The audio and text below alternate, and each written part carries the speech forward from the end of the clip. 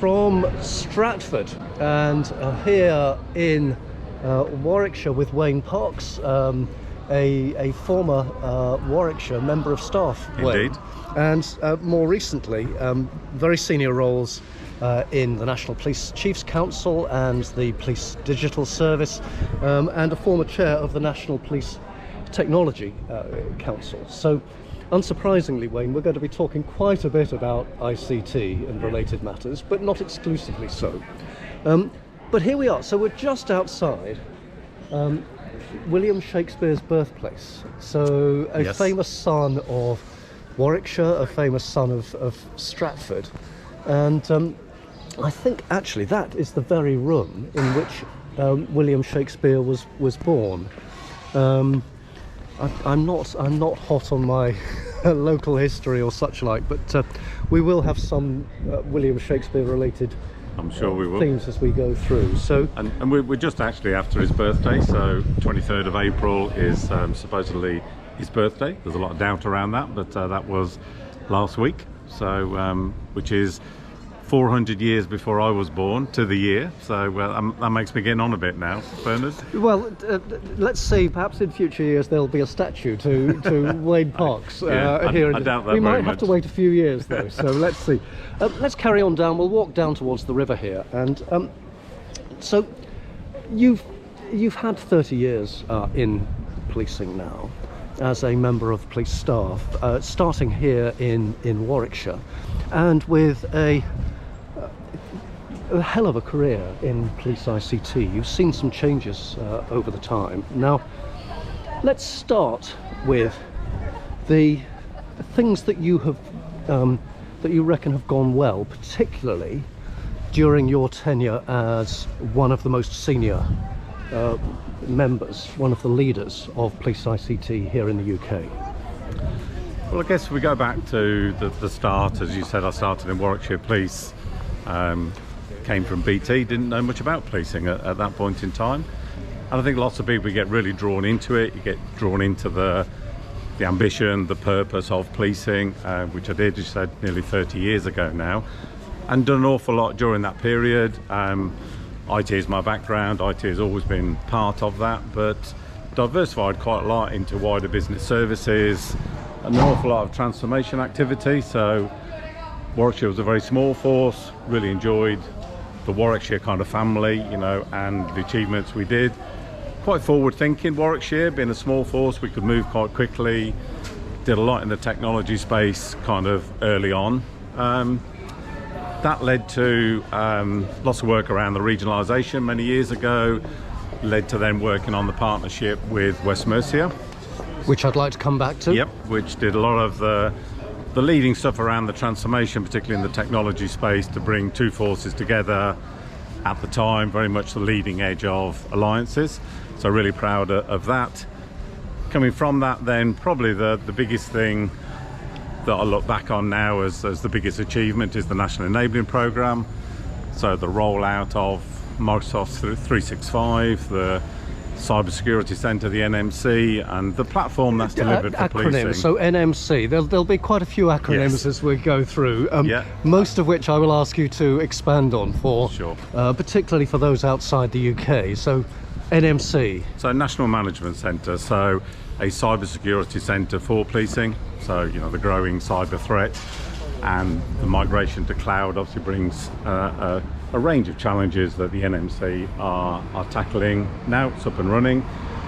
So the NEP was, you know, really proud of what we've achieved there.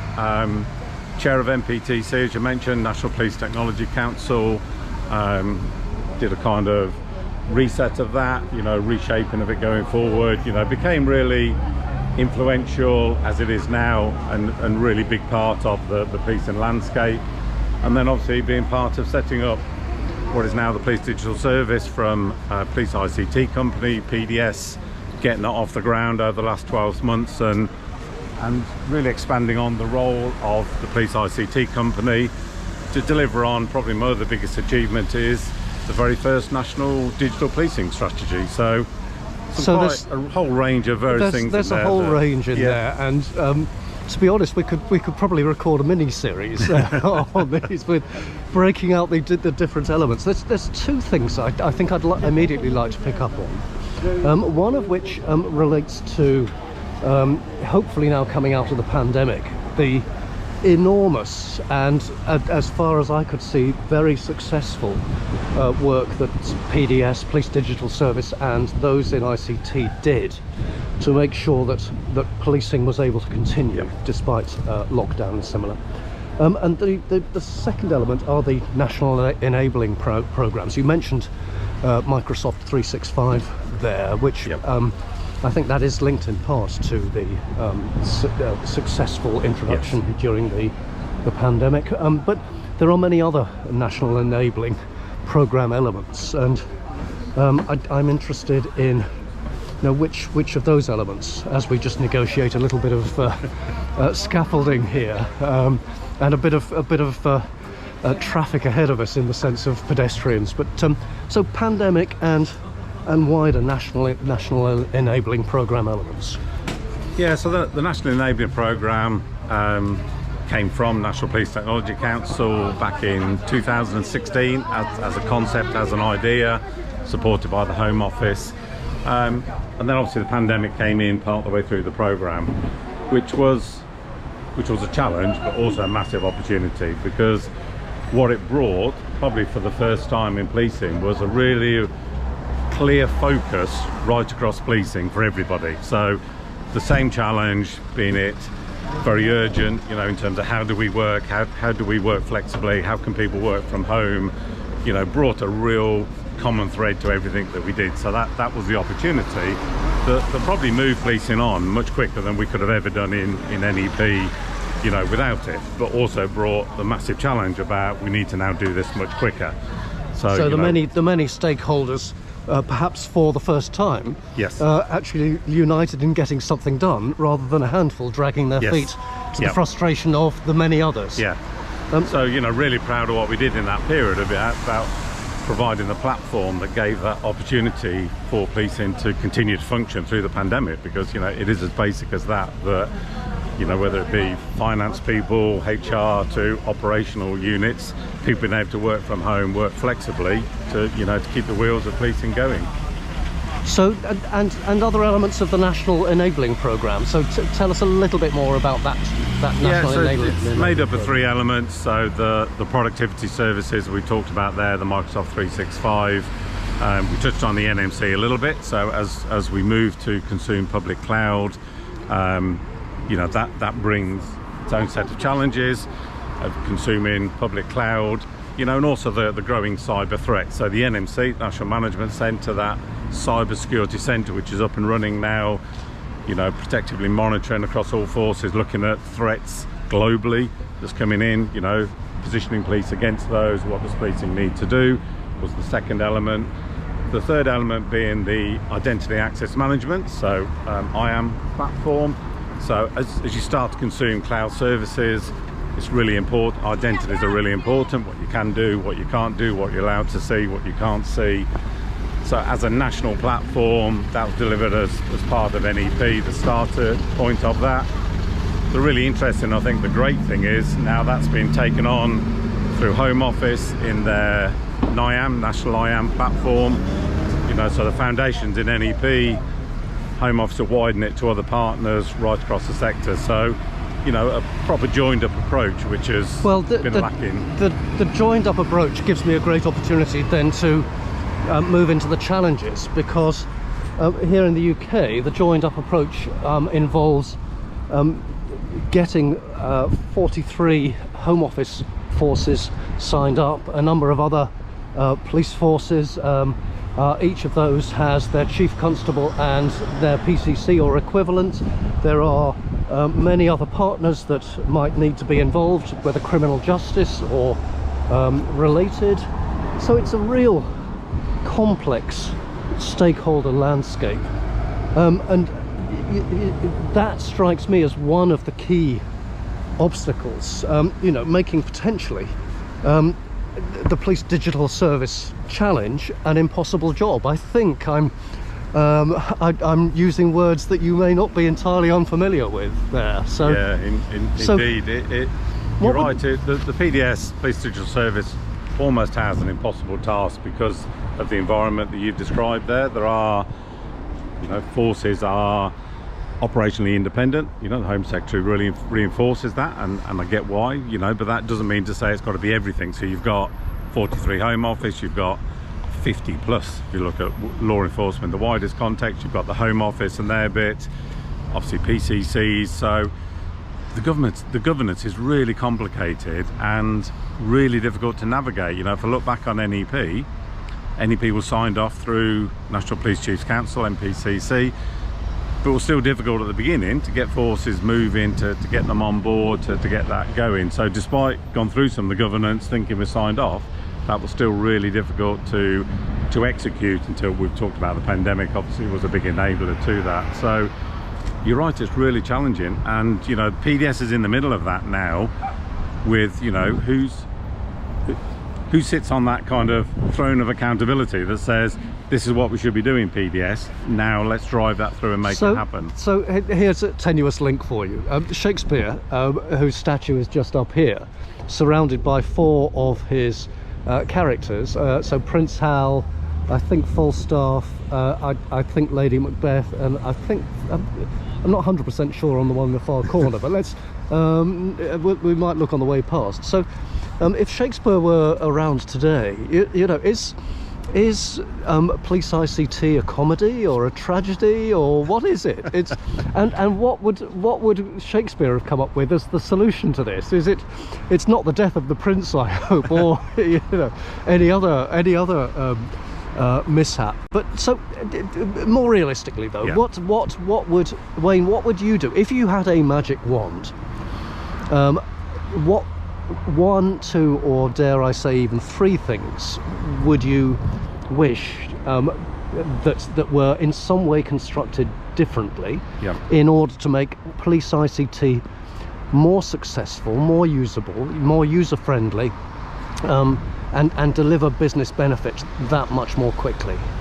I mean, we had that exact conversation going back probably 3 years ago now, saying sort of what's missing in terms of driving technology forward across policing, because we are falling behind, and right across policing, and the challenge is getting bigger and bigger, and the danger is we get to a point where we can't protect people from harm in the digital world, because it's a very different context for policing. So our thought at that time, we did a lot of thinking around, so what do we need, was the new National Digital Policing Strategy. Not that new now, it's been around a couple of years, so we didn't have a strategy. So first stance is, in any business, get a clear strategy about what you need to do, get everybody aligned behind that, which we did a couple of years ago, and that has been again agreed through NPCC, but we haven't really moved forward a lot. So we've got a framework, i.e. the strategy now to drive some of that behaviour, but it's the governance is so complicated, as we've discussed, to actually, and it has been for many a year, and yeah. The pandemic has Burning Platform brought people together to make some tough decisions that needed making urgently. Yeah. That Burning Platform has now largely seems to have gone away. So what proverbial boot up the backside could be given, or what looking forward to the Police Digital Summit, which as we walk is next week, Yep. What should those delegates agree to make things all the better than it currently is? Yeah, there's one phrase that's in the digital strategy that's probably had the most debate around it, and that's pooling sovereignty. And it's a very small statement in there, but a lot of people have picked that out.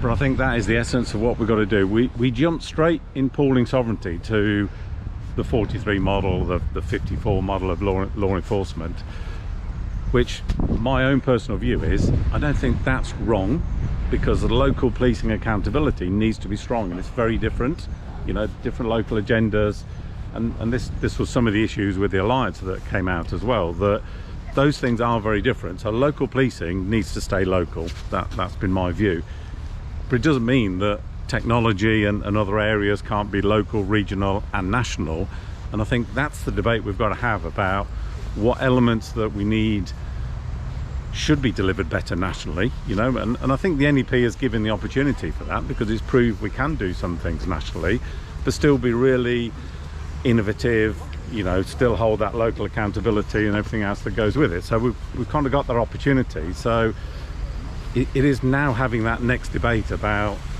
that pooling sovereignty, about how can we do this better together, what's the next things we do together. And my view on what those next things are have got to be around data. So doing so in a collaborative rather than a prescriptive sense. So it's not down to the Home Secretary then, in your view, to bang the table and with a flourish of the pen remove some of the Police and Crime Commissioner responsibilities, maybe Chief Constable responsibilities as well. Instead, it's for those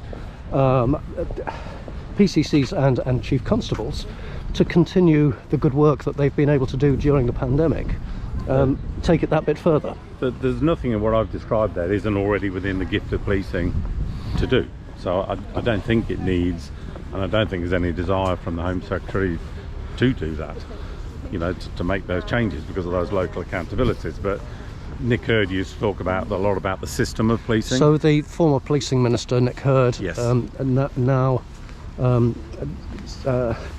still active very much in the area. So he used to talk about that. Yeah. And the system of policing is the issue. So that takes it away from that, you know, the model, the 43 and everything else. It's what elements can be delivered in more efficient and effective ways, and technology is one of those to me, to say, you know, what does the national technology platforms look like? You know, we talk a lot about PNC and PND, those being replaced at the moment, but we talk in the terms of what they used to do almost. You know, PNC is there, so we're trying to replace PNC at the moment. But Police National Computer, yes. So Airwave, a part of that, and that particular contract, I need to be a little circumspect in how I describe this here, because it's under review at the moment by a significant body whose name temporarily escapes me, but effectively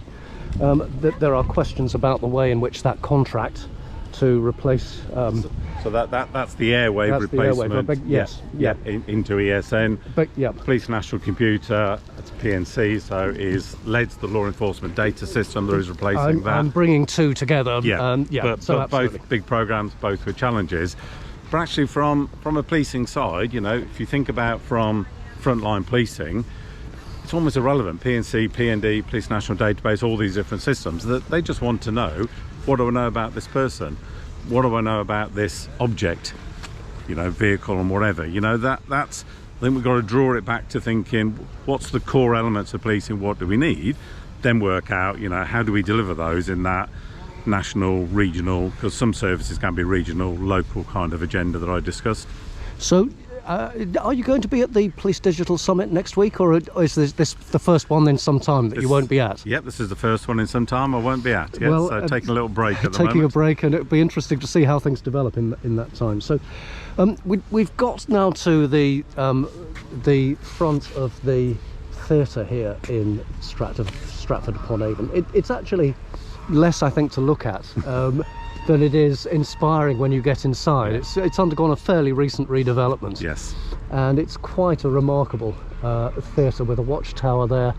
We're going to continue on a little further, and I'd like now to move on to the so two key things here. One being, you know, your career from joining from, as you mentioned, BT some 30 years ago, and also the challenge of the alliance, which would be a very interesting area to explore. So let's start with your 30-year career. So you've got to a point now where your presence is not required at the Police Digital Summit next week. You started some 30 years ago here in Warwickshire, and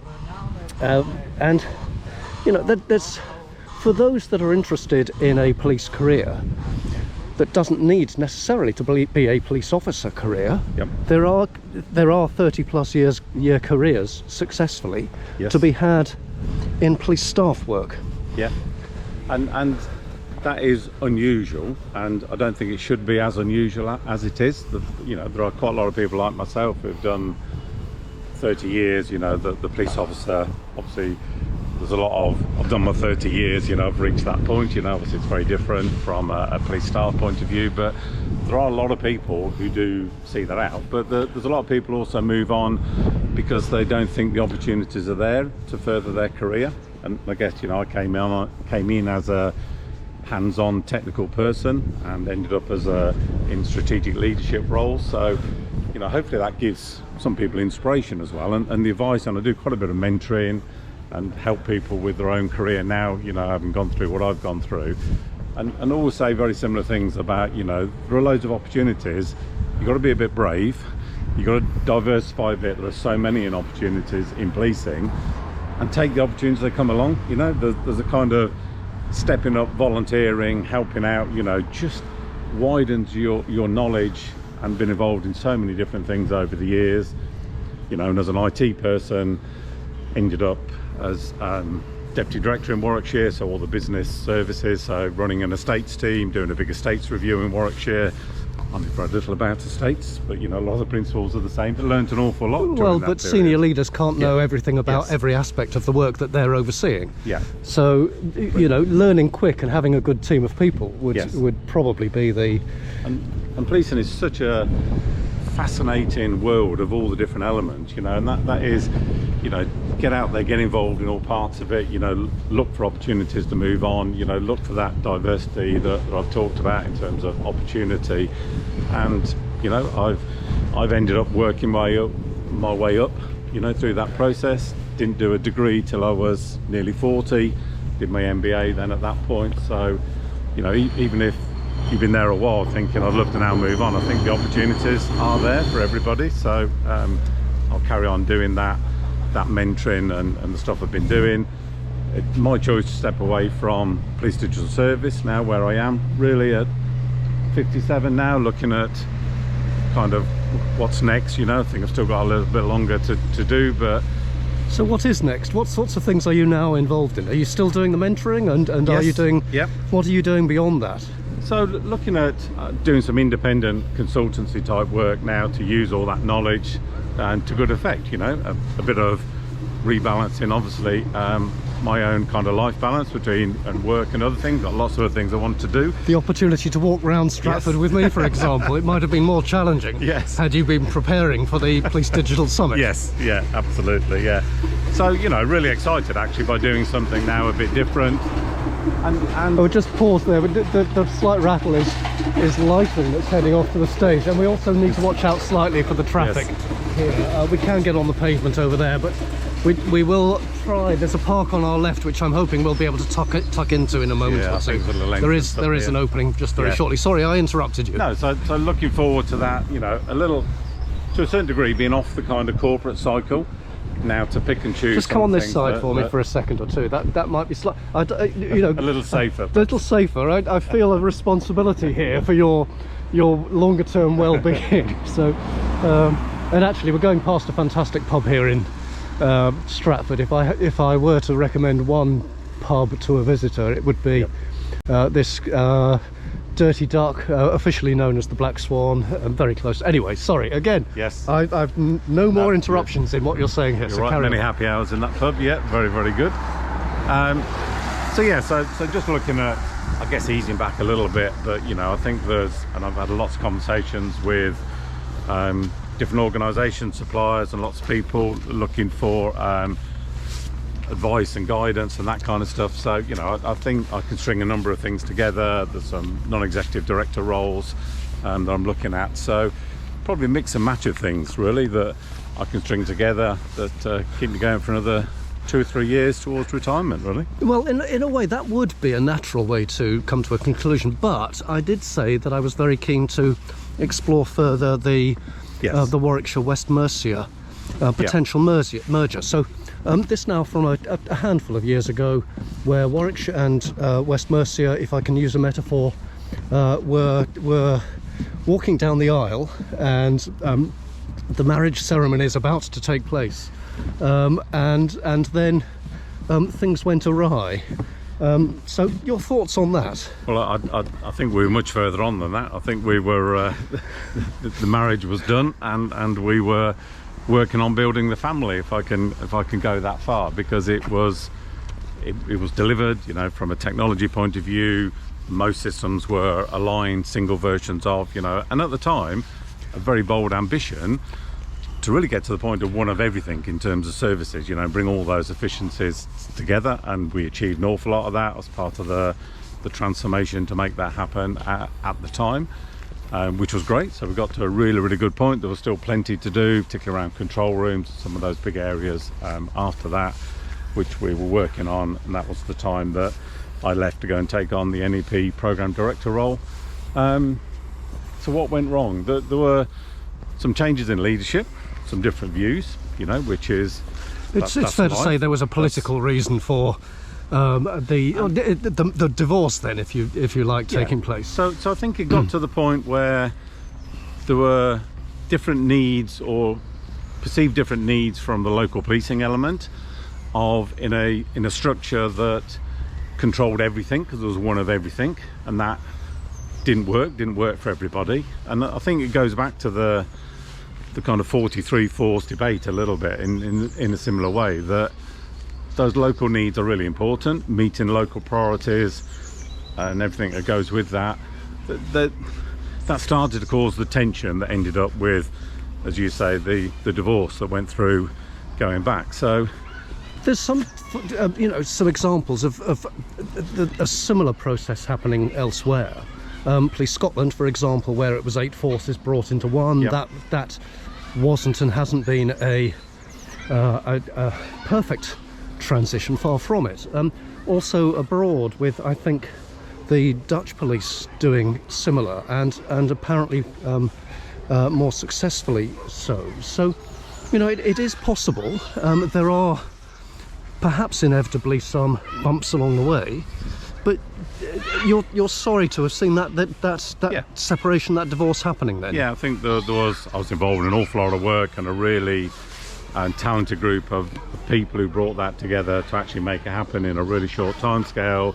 Delivered, you know, this was the time of austerity, delivered significant savings to the organisation. So I think it needed a reset. There was some in-between ground in terms of some shared services, but I think it goes back to kind of where we started earlier on, the debate about national, regional and local. And I think that lots of alliances have ended up in a similar kind of way, big ambitions, but then it's all got a little bit too difficult, and that shrunk back down, because I think some of those things are so hard to do, they need to go up to the national level, some of the elements, and then be clear about what regional services look like. So with Warwickshire West Mercia, the forces retained their individual identity. Yes. There was much going on behind the scenes. Similarly, if you look at Bedfordshire, Hertfordshire, Cambridgeshire, Yep. or BCH, Bedfordshire, Cambridgeshire, Hertfordshire, there are many shared services there, but the forces retain their individual identities, at Yes. least as far as the public are concerned, and with each of them having a chief constable and a police and crime commissioner. So, and yet there are aspects of policing that lend themselves absolutely to a national approach, some of which have national bodies that are tasked with focusing on them. Yep. Counter-terrorism is perhaps not the perfect example, because the Met has some significant responsibilities there, but serious crime with the National Crime Agency. Yep. An opportunity for more to be done in that sphere then. If you know, looking, I don't know whether you've had a chance to read the Police Foundation's report Yep. on the future of policing, which, you know, makes some recommendations there about bringing some of those Yes. clearly national responsibilities more closely, making them more aligned. If you look at, you know, what's going on at the moment, you know, where I think 50% plus now of crime is fraud or cyber related, you know, the majority of crime has a digital footprint, you know, whichever way you're looking at it. The challenge about trying to police that in geographical boundaries, you know, it's not rocket science to say that's going to be really difficult, because you're looking at a geographically bound organisation against a crime profile that is national, if not global. you know, that makes it really difficult. And that brings me back to my data point about, you know, information is the lifeblood of policing. You know, how do we bring that together in a kind of single data source, you know, that we can access all of that information? I think that's key to that decision making then on the ground. So, you know, absolutely, you know, ITN News yesterday had a piece around stalking. It had the name's going out of my head now. The lady sadly got killed by her stalker, and her parents were on the TV yesterday talking about the use of the powers around stalking for policing, but also about the join up of information across forces, and it took me back to the Soham conversation, which is now many years ago. Yes, so two young girls killed in Soham in, I think, Cambridgeshire. The individual who was found guilty of murdering them was known to police, but was known to police, I think, in Humberside, or at least in another force. Yeah. And it was challenging, if not impossible, for Cambridgeshire to access that information readily. It only emerged later, and that led to very significant improvement in the way in which data was shared. Yeah. So and similarly, Molly is the first name. Molly's Dowling. No, the recent one this week. I beg your pardon? Yes. So her stalker was known in another force. Yes. That information wasn't shared. So when she reported him, there wasn't access to that information to know some of the history about what may have been going on. Unfortunately, she lost her life. So, you know, you keep seeing that time and time again, and we've got to get a grip of that. Well, and hopefully not, very desirably, not requiring a tragedy or a loss of life or some such incident or worse to trigger that shared behaviour. And that's that fantastic thing about technology and policing. If we get this right, you know, it always seems a bit trite to say, you know, we can genuinely save lives, and it's always difficult to make that connection, but it is absolutely true. And that's been what I'm passionate about, what's kept me going in policing for many, many years, to say I can do this little thing here, and then I can start to see this result over here, thinking I could have saved somebody's life, and that is a great feeling. Absolutely so. Wayne, we've come to a place not far actually from the Shakespeare's burial place, which is in the church just beyond the wall here. It's a little further to walk. We may well just walk it ourselves, but I think this is a natural place for me to thank you for your company and fascinating conversation here in Stratford-upon-Avon.